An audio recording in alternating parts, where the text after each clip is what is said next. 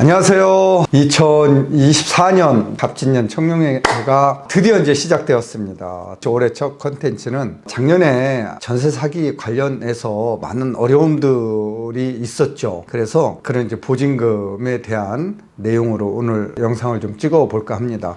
아파트 경매 당하면 증액한 보증금 못 받을 수 있다, 뭐 이런 내용인데 한번 내용 볼까요? 사례입니다. 회사원 A씨는 처가집 주변에 내 집 마련을 하기 위해 매물을 살펴봤는데, 여기가 어디냐면 이제 일산 서구 문촌마을 아파트를 소개받은 겁니다. 근데 이게 이제 경매 물건이었어요. 최저 입찰 금액은 2억 9,190만 원이었고요. 1차 감정가 대비 1억 2천만 원이나 떨어져 있는 상태였습니다. 그래서 내 집 마련하기 굉장히 좋은 물건이다 라고 이제 확인을 해 봤고요. 등기부를 확인해 보니 1순위 근저당권, 2순위 가압류, 3순위 강제 경매 순으로 이렇게 등기부에 이제 공시되어 있었고, 설정일자 순으로 이제 이렇게 돼 있는 거죠. 2022년 1월 14일 근저당권, 2022년 12월 1일 가압류, 2023년 1월 19일 강제 경매, 이런 순이었는데, 또 여기에다가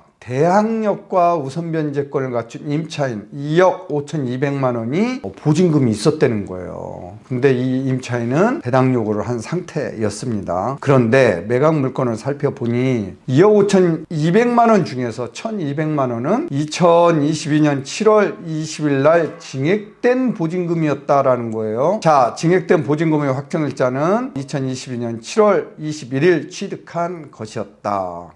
근데 근저당권이 설정된 뒤에 증액 계약된 이 것이었죠. 그럼 이제 이게 어떻게 되느냐? 이 보증금은 법원에서 이게 배당을 받는 거냐, 못 받는 거냐, 뭐 이런 게 이제, 그러면은 매수인이 이거 인수해야 되느냐, 물어줘야 되느냐, 이런 이제 또 이제 권리 분석에 문제가 있는 거죠. 자, 판례를 한번 볼까요? 판례에 따르면 임차인은 저당권이 설정되기 전 취득한 임차권으로 저당권자에게 대항력을 행사할 수 있다. 그렇죠. 하지만 저당권 설정 등기 뒤 건물주와 보증금을 증액하기로 한 합의는 당사자 사이에서만 효력이 있고 저당권자에게는 효력이 없다, 이런 판결이에요. 무슨 말이냐면은 건물주하고 임차인 간에는 효력이 있다, 그래.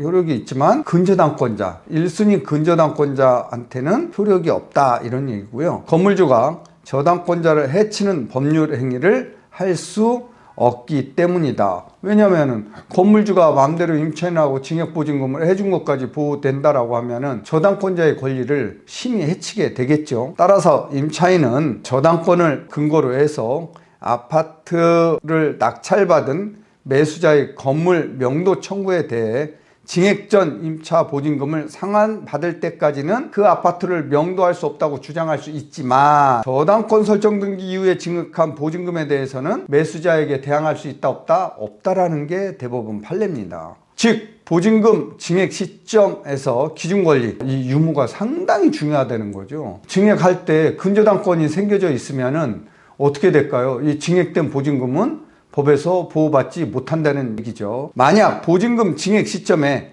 기준권리가 없다면 당연히 증액된 보증금도 대항력을 인정받아 제3자에게 대항력을 행사할 수 있다, 없다? 행사할 수 있다라는 겁니다.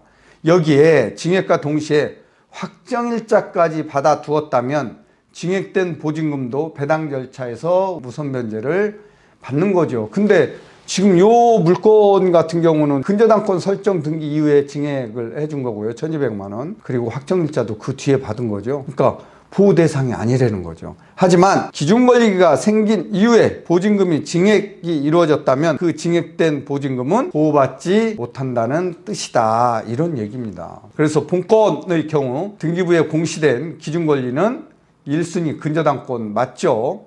자, 기준권리는 경매로 소멸되는 거죠. 기준권리보다 후순위인 모든 권리는 경매로 소멸하는 거 맞죠? 주택임대보호법상 대항력, 주택의 인도와 전입신고, 우선변제권, 확정일자를 갖춘 임차인이 있는데, 그쵸? 임차인은 배당요구 종기일 전에 보증금 2억 5,200만 원에 대해서 배당 요청을 분명히 한 상태고요. 전체 보증금 중에서 2억 4천은 우선 배당을 받을 수 있지만 나머지 1,200만 원에 대해서는 배당 받을 수 없는데 1,200만 원 증액된 보증금으로서 보증금 증액 시점 2022년 7월 20일 이전에 이미 기준권리 근저당권 2022년 1월 14일 설정돼 있기 때문에 우선 배당을 받을 수 없다라는 거죠. 그러면 이 금액 1,200만 원은 매수인이 인수하는 권리인가요? 아니죠. 매수인이 인수하는 권리가 아니라는 거죠. 자, 해당 아파트 예상 매각 금액이 3억 원이라면 1순위 배당은요, 임차인 보증금 2억 4천만 원이 되겠죠. 그 다음에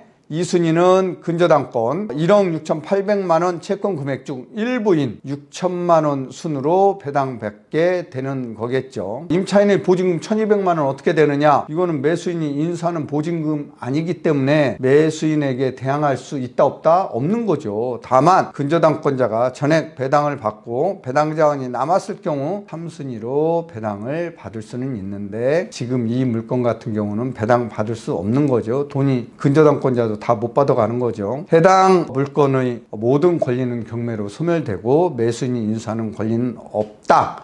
그래서 안심하고 경매에 참여하면 된다, 이렇게 보시면 되고요. 우리가 이 경매를 보면은 임차인들이 보증금을 증액을 해줄 때 근저당권이 있는지 가압류가 있는지 이거 살펴보고 증액을 해주는 게 좋을 것 같아요. 요즘 전세금이 막 올라가고 있잖아요. 이럴 때 이제 계약 갱신할 경우에 또 신규 이런 증액을 해줄 때, 재계약을 해줄 때, 전세금을 올려줄 때 반드시 기준권리가 근저당권이 생겼는지 안 생겼는지 확인한 후에 올려주시면 좋을 것 같아요. 자, 오늘 영상은 여기에서 마무리하고요. 경매스쿨 블랙이 곧 개강합니다. 많은 관심 가지면 좋을 것 같아요. 자, 좋아요, 구독, 알림 설정 눌러주세요. 여기까지 하겠습니다.